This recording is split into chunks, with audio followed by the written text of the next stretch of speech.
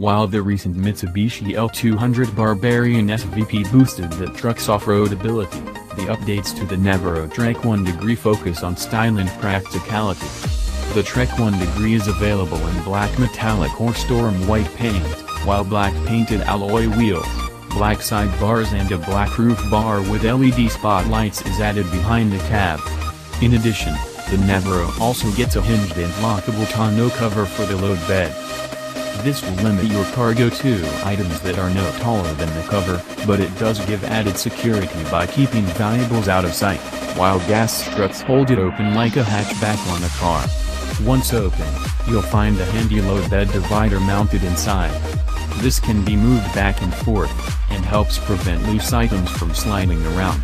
Stylistically it look a bit awkward, because the large lip on the edge of the Navara's tailgate makes it look like the tonneau is too big for the bed, with a large overhang at the back.